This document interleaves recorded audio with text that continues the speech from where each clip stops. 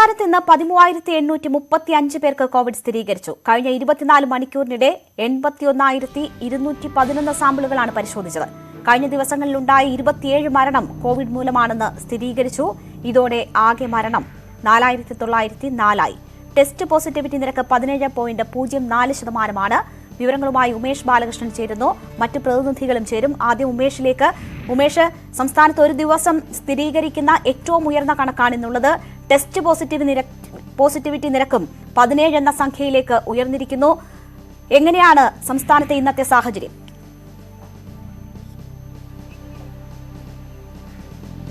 ഇതുവരെ ഉണ്ടായിരുന്നതിൽ ഏറ്റവും ഉയർന്ന പ്രതിദിന കണക്കാണ് ഇന്നത്തേത്. 13,835 പേർക്ക് സംസ്ഥാനത്ത് നിന്ന് കോവിഡ് സ്ഥിരീകരിച്ചിരിക്കുന്നു. ഇതിനു മുൻപ്, അതായത് ഒക്ടോബർ 10-നാണ് ഇതിനു മുൻപ് ഏറ്റവും ഉയർന്ന കണക്ക് രേഖപ്പെടുത്തിയത്.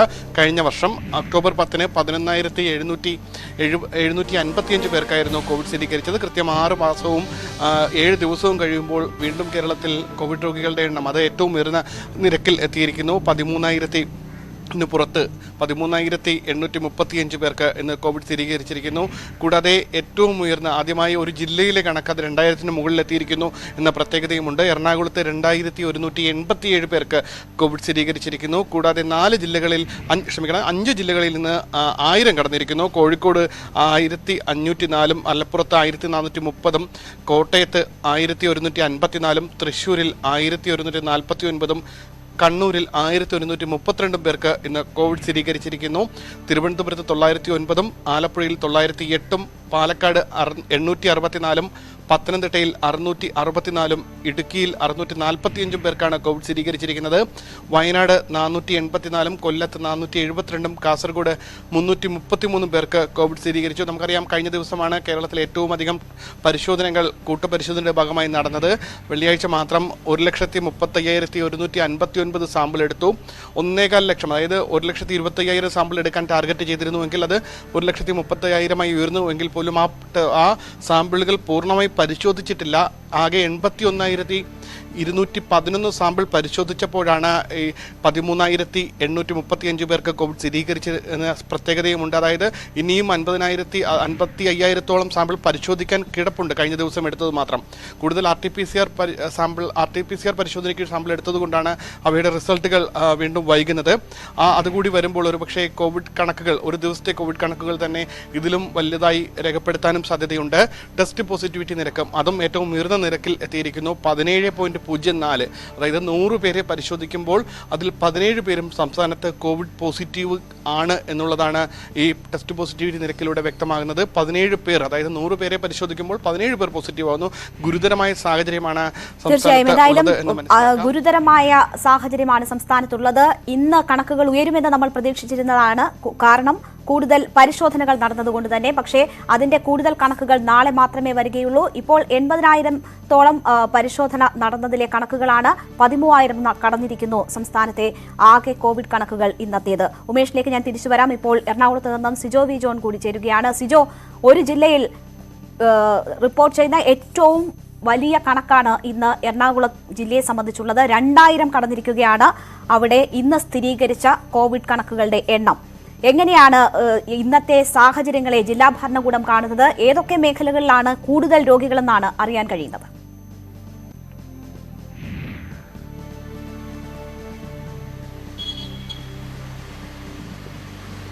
രേണുക സൂചിപ്പിച്ച പോലെ തന്നെ വലിയ രീതിയിലുള്ള ആശങ്ക ഉണ്ടാകുന്ന അവസ്ഥയാണ് എറണാകുളം ജില്ലയിൽ എന്ന് പറയേണ്ടി വരും. കാരണം കഴിഞ്ഞ ദിവസങ്ങളിലൊക്കെ 1,300 കേസുകളായിരുന്നുവെങ്കിൽ ഇന്ന് 2,000 കവിഞ്ഞിരിക്കുകയാണ്. 2,187 പേർക്കാണ് കോവിഡ് പോസിറ്റീവ് രോഗം സ്ഥിരീകരിച്ചിരിക്കുന്നത്. ഇതിൽ 2,112 പേർക്കും സമ്പർക്കത്തിലൂടെയാണ് രോഗം വന്നിരിക്കുന്നത് എന്നുള്ളതും വലിയ പ്രശ്നം തന്നെയായി തന്നെ കണക്കാക്കേണ്ടിയിരിക്കുന്നു.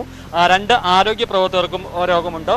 എങ്കിലും കേസുകളുടെ എണ്ണം കൂടുന്നതനുസരിച്ച് നെഗറ്റീവ് ആകുന്ന ആളുകളുടെ എണ്ണം അത്ര ഉണ്ടാകുന്നില്ല. വെറും 327 ആളുകൾക്ക് മാത്രമാണ് ഇന്ന് കോവിഡ് നെഗറ്റീവ് ആയിരിക്കുന്നത്. അതായത് ഈ വരുന്ന ദിവസങ്ങളിലെല്ലാം തന്നെ ഇനിയും കേസുകളുടെ എണ്ണം കൂടും എന്നുള്ള ഒരു കണക്ക് തന്നെയാണ് വ്യക്തമായിരിക്കുന്നത്. എന്തായാലും എറണാകുളം ജില്ലയിൽ കഴിഞ്ഞ 2 ദിവസങ്ങളായി നടത്തിയ പരിശോധന വളരെയധികം വിജയകരമായെന്ന് തന്നെ പറയേണ്ടിയിരിക്കുന്നു. കാരണം 31,000 ടെസ്റ്റുകളാണ് അല്ലെങ്കിൽ പരിശോധനയാണ് ലക്ഷ്യമിട്ടിരുന്നതെങ്കിൽ 36,390 പേർക്കാണ് 2 ദിവസങ്ങളിലായി പരിശോധന നടത്തിയത്. ഇന്ന് മാത്രം 20,180 ആളുകളുണ്ട്. അതായത് കൂട്ടത്തോടെ ഇത്രയധികം ടെസ്റ്റുകൾ വന്നതുകൊണ്ട് തന്നെ സ്വാഭാവികമായും ഈ കോവിഡ് പോസിറ്റീവായ ആളുകളുടെ എണ്ണം കൂടും.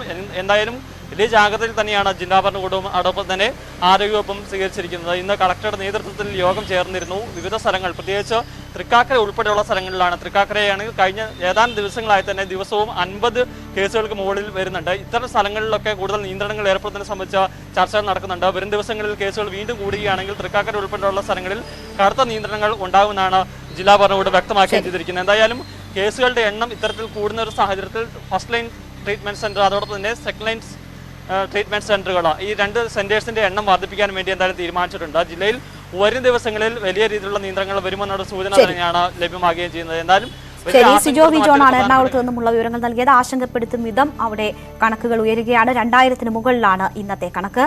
കോഴിക്കോട് നിന്ന് മുഹമ്മദ് ഷഹീദ് ചേരുന്നുണ്ട്. ഷഹീദ്, ഇന്നലെ 1500 കടന്നിരുന്നു. ഇന്നും 1500-ന് മുകളിലാണ് കോവിഡ് കേസുകൾ കോഴിക്കോട് റിപ്പോർട്ട് ചെയ്യുന്നത്. പക്ഷേ അതിലും കൂടുതൽ എറണാകുളത്ത് 2000 കടന്നിരിക്കുന്നു എന്ന സാഹചര്യമാണുള്ളത്. എങ്ങനെയാണ് ഇന്നത്തെ അവസ്ഥയെ കാണുന്നത് ജില്ലാ ഭരണകൂടം? കൂടുതൽ നിയന്ത്രണങ്ങളിലേക്കാണോ ജില്ല പോകുന്നത്?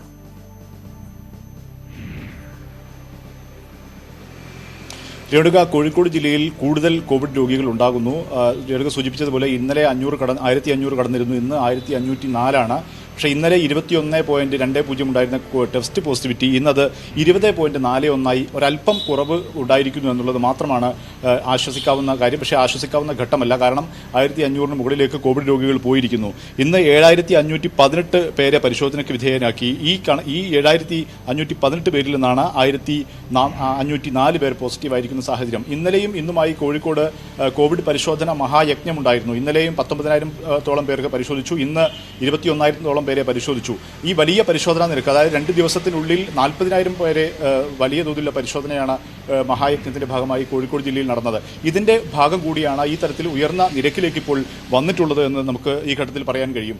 മെഡിക്കൽ കോളേജുകൾ, ഒപ്പം തന്നെ താലൂക്ക് ആശുപത്രികൾ, സർക്കാർ ആരോഗ്യ കേന്ദ്രങ്ങൾ, ഒപ്പം തന്നെ മറ്റ് ജനക്കൂട്ടം കൂടുന്ന ഇടങ്ങൾ, ഇവിടെയൊക്കെ കേന്ദ്രീകരിച്ചാണ് ഈ തരത്തിലുള്ള പരിശോധന, കോവിഡ് ടെസ്റ്റ് പരിശോധന നടത്തിയിരിക്കുന്നത്. അതിന്റെ ഭാഗമായി തന്നെ ഉയർന്ന നിരക്ക് വന്നതോടുകൂടി തന്നെ കർശനമായ നിയന്ത്രണങ്ങൾ കഴിഞ്ഞ ദിവസങ്ങളിലെല്ലാം ഉണ്ടായിരുന്നു. പക്ഷേ ഇന്ന് അത് പ്രാബല്യത്തിൽ വന്ന ഒരു സാഹചര്യം കൂടിയുണ്ട്. പൊതുയിടങ്ങളിൽ, പൊതുചടങ്ങുകളിലുള്ള ആളുകളുടെ പരിധി 50 ആക്കി കുറച്ചിരിക്കുന്ന സാഹചര്യമുണ്ട്. ഈ പറയുന്ന ടൂറിസം കേന്ദ്രങ്ങൾ, കോഴിക്കോട് ബീച്ച് ഉൾപ്പെടെയുള്ള ടൂറിസം കേന്ദ്രങ്ങളിലേക്ക് കർശനമായ വിലക്കാണ്. പരിശോധന, കൃത്യമായ മാസ്ക് ഉൾപ്പെടെയുള്ള കാര്യങ്ങളിൽ ഫൈൻ ഉൾപ്പെടെ ചുമത്തുന്ന തരത്തിലേക്ക് പോലീസ് പരിശോധന നടത്തിക്കൊണ്ടിരിക്കുന്നു, കൃത്യമായ പരിശോധന നടത്തിക്കൊണ്ടിരിക്കുന്നു.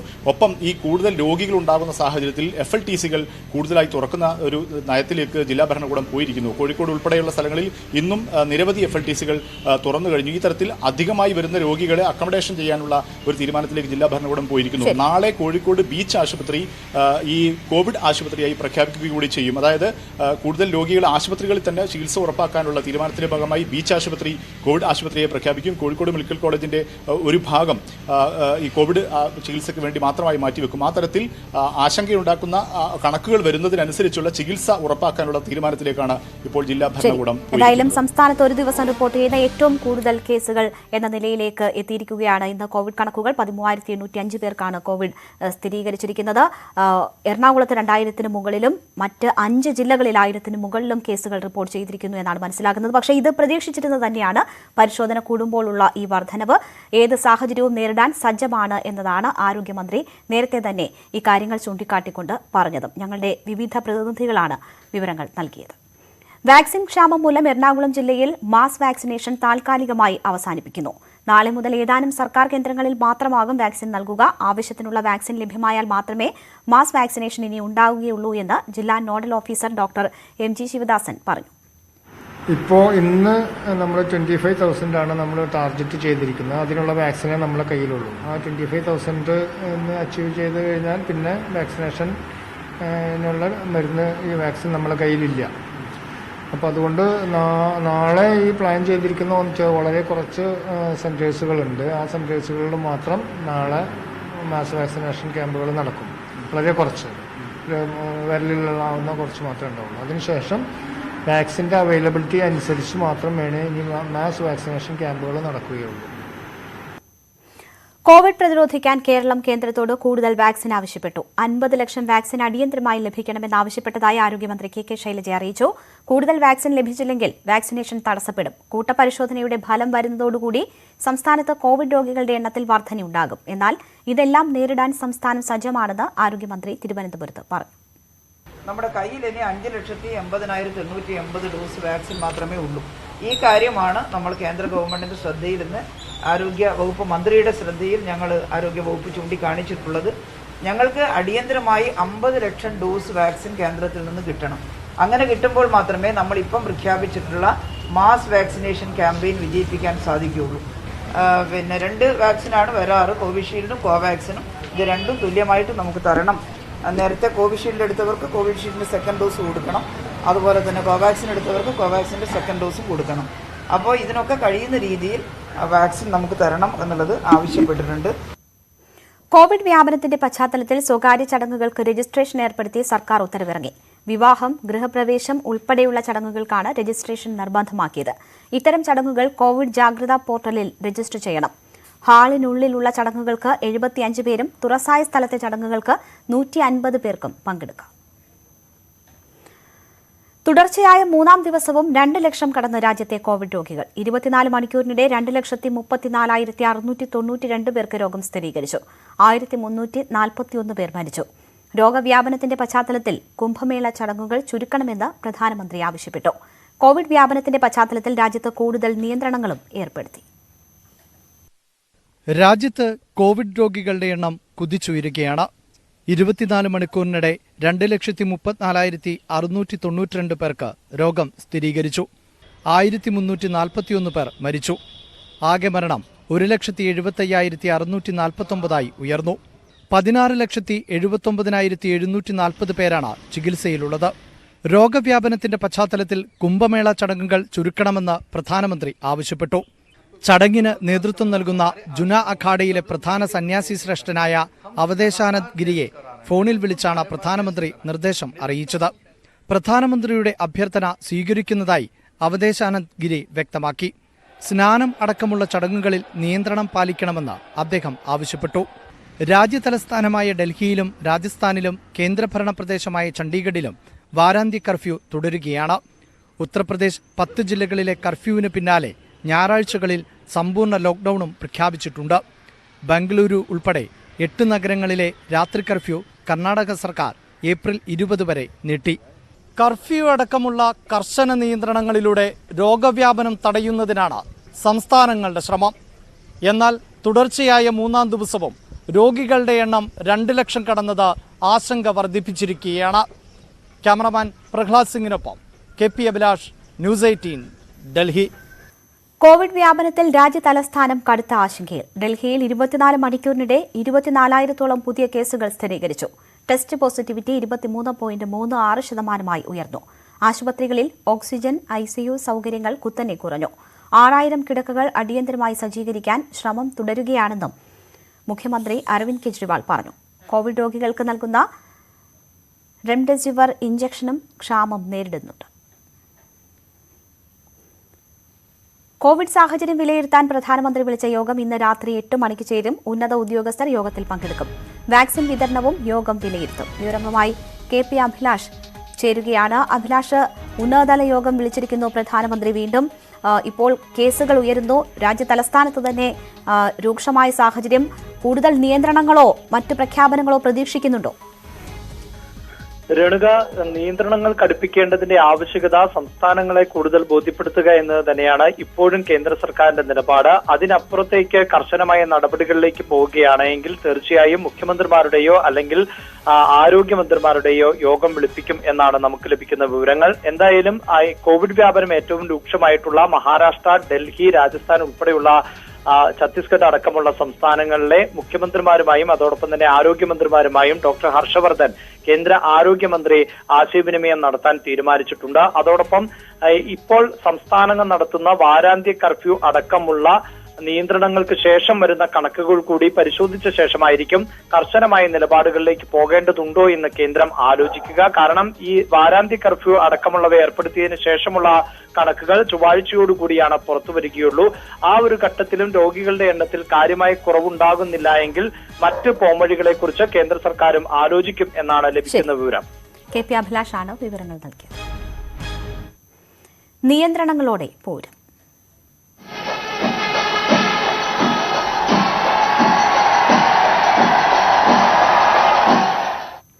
കോവിഡ് നിയന്ത്രണങ്ങൾക്കിടെ തൃശൂർ പൂരത്തിന് വർണ്ണാഭമായ തുടക്കം. പാറമേക്കാവ്, തിരുവമ്പാടി ക്ഷേത്രങ്ങളിൽ ദേശക്കാരും പാരമ്പര്യ അവകാശികളും ചേർന്ന് കൊടിമരം നാട്ടി. മഹാമാരി കാലത്ത് നടന്ന ചടങ്ങുകൾക്ക് ജനക്കൂട്ടം ഒഴുകിയെത്താതിരുന്നത് ആശ്വാസമായി. എഴുന്നള്ളിക്കുന്ന എല്ലാ ആനകളുടെയും പാപ്പാന്മാർക്ക് കോവിഡ് നെഗറ്റീവ് സർട്ടിഫിക്കറ്റ് നിർബന്ധമാക്കി.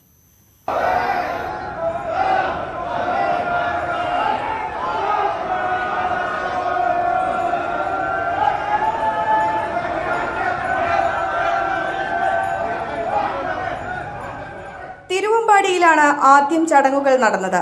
ശ്രീകോവിലിൽ നിന്ന് പൂജിച്ച കൊടിക്കൂറ മാവിലയും പേരാലിന്റെ ഇലയും ദർഭപുല്ലും കൊണ്ട് അലങ്കരിച്ച കൊടിമരത്തിൽ കെട്ടിയ ശേഷം ദേശക്കാരും പാരമ്പര്യ അവകാശികളും ചേർന്ന് ഉയർത്തി. കൊമ്പൻ പത്മനാഭന്റെ സാന്നിധ്യത്തിലായിരുന്നു പാറമേക്കാവിൽ കൊടിയേറ്റ ചടങ്ങുകൾ.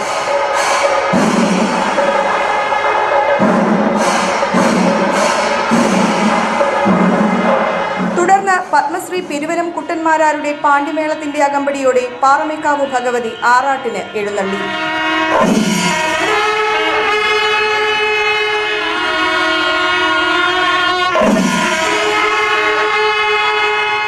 സമാനമായ സമയങ്ങളിൽ ഘടകക്ഷേത്രങ്ങളിലും പൂരം കൊടിയേറി. കോവിഡിന്റെ സാഹചര്യത്തിൽ വലിയ ജനത്തിരക്ക് ഉണ്ടായിരുന്നില്ല. കൊടിയേറ്റം കഴിഞ്ഞ് 7ാം നാളാണ് തൃശൂർ പൂരം. നിയന്ത്രണങ്ങൾ പാലിച്ചുകൊണ്ട് തൃശൂർ പൂരത്തിന് പ്രൗഢഗംഭീരമായ തുടക്കം. മഹാമാരി കാലമായതുകൊണ്ടാകണം പതിവ് രീതിയിലുള്ള ജനക്കൂട്ടം ഒഴുകിയെത്താത്തത് ആശ്വാസകരമായി. ക്യാമറമാൻ KP ധനേഷിനോടൊപ്പം സുവി വിശ്വനാഥൻ, ന്യൂസ് 18 തൃശൂർ. തൃശൂർ പൂരത്തിന് നൽകിയ അനുമതി പുനഃപരിശോധിക്കില്ലെന്ന് ആരോഗ്യമന്ത്രി KK ശൈലജ. നേരത്തെ അനുമതി നൽകി ഒരുക്കങ്ങൾ ആരംഭിച്ചതിനാൽ ഇക്കാര്യത്തിൽ ഇനി പുനഃപരിശോധന ഉണ്ടാകില്ല. രോഗവ്യാപനം കുറഞ്ഞു നിന്നപ്പോഴായിരുന്നു പൂരത്തിന് അനുമതി നൽകിയത്. പൂരത്തിൽ കോവിഡ് നിയന്ത്രണങ്ങൾ പാലിക്കുന്നുണ്ടെന്ന് ഉറപ്പുവരുത്തുമെന്നും ആരോഗ്യമന്ത്രി പറഞ്ഞു. ഇടവേളയാണ്. കൂടുതൽ വാർത്തകൾക്കും വിശദാംശങ്ങൾക്കും malayalam.news18.com സന്ദർശിക്കുക.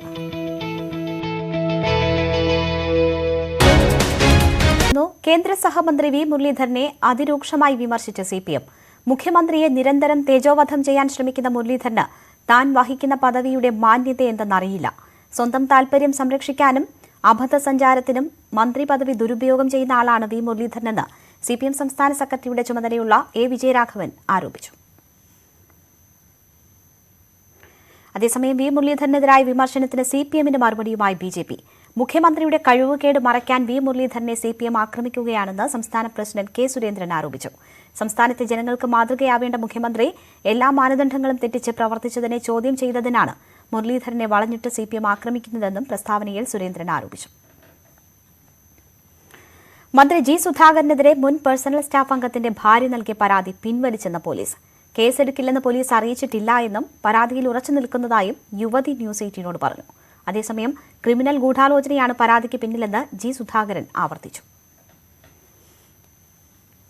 കളമശ്ശേരി മുട്ടാർപുഴയിൽ മരിച്ച 13 വയസ്സുകാരി വൈഗയുടെ പിതാവ് സനു മോഹൻ കർണാടകയിലെ കൊല്ലൂരിൽ താമസിച്ചിരുന്നതായി പോലീസ്. കൊല്ലൂർ മൂകാംബികയിലെ ഹോട്ടലിൽ നിന്നുമുള്ള ദൃശ്യങ്ങൾ പുറത്തുവന്നു. ആഴ്ചകൾ നീണ്ട അന്വേഷണത്തിനൊടുവിലാണ് സനു മോഹൻ കർണാടകയിലെ കൊല്ലൂരിലെത്തിയതായി പോലീസിന് വിവരം ലഭിച്ചത്. മൂകാംബികയിലെ ഹോട്ടലിൽ 3 ദിവസം സനു താമസിച്ചു. തുടർന്ന് പണം പോലും നൽകാതെ ഇന്നലെ രാവിലെ ഹോട്ടലിൽ നിന്ന് മുങ്ങുകയായിരുന്നു. തിരിച്ചറിയൽ രേഖയായി സനു ഹോട്ടലിൽ നൽകിയിരുന്നത് ആധാർ കാർഡാണ്. ഇതിൽ നിന്നാണ് സനു മോഹനാണ് താമസിച്ചിരുന്നതെന്ന് ഹോട്ടൽ മാനേജർ തിരിച്ചറിഞ്ഞത്. പിന്നീട് പോലീസ് എത്തി CCTV ദൃശ്യങ്ങൾ പരിശോധിച്ച് ഇത് ഉറപ്പാക്കുകയും ചെയ്തു. മുടിയും താടിയും വെട്ടിയ സനു രൂപത്തിൽ മാറ്റം വരുത്തിയിട്ടുണ്ട്. ആരും തിരിച്ചറിയാതിരിക്കാൻ ഹോട്ടലിനുള്ളിലും മാസ്ക് ധരിച്ചാണ് ഇരിക്കുന്നത്. കർണാടക പോലീസിന്റെ സഹായത്തോടെയാണ് കേരളത്തിൽ നിന്നുള്ള സംഘം പരിശോധന നടത്തുന്നത്. കർണാടക പോലീസ് ഒരു സഹായം തേടിയിട്ടുണ്ട്. അത് മാത്രമല്ല, നമ്മുടെ PHQ തലത്തിൽ തന്നെ എല്ലാ DGPമാർക്ക് ലുക്കൌട്ട് സർക്കുലർ, ലുക്കൌട്ട് നോട്ടീസ് പോയിട്ടുണ്ട്. So we are all working together. Sanu Mohan Kollur വിട്ട് ഏറെ ദൂരം പോയിട്ടില്ലെന്നാണ് പോലീസ് കരുതുന്നത്. അതുകൊണ്ട് തന്നെ കൊല്ലൂരിന് സമീപമുള്ള പോലീസ് സ്റ്റേഷനുകളിലെല്ലാം വിവരം നൽകി. റെയിൽവേ സ്റ്റേഷനുകളിലും വിമാനത്താവളങ്ങളിലും ലുക്കൌട്ട് നോട്ടീസ് പതിച്ചിട്ടുണ്ട്. ന്യൂസ് 18 കൊച്ചി.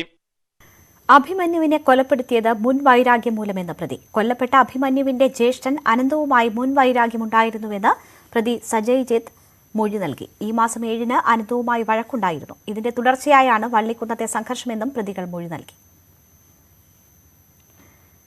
സ്കൂട്ടറിന് പിന്നിൽ നായയെ കെട്ടിവലിച്ച് യുവാവിന്റെ ക്രൂരത. മലപ്പുറം നിലമ്പൂർ എടക്കരയിലാണ് സംഭവം. നാട്ടുകാരിടപെട്ട് വാഹനം തടഞ്ഞ് നായയെ രക്ഷപ്പെടുത്തി.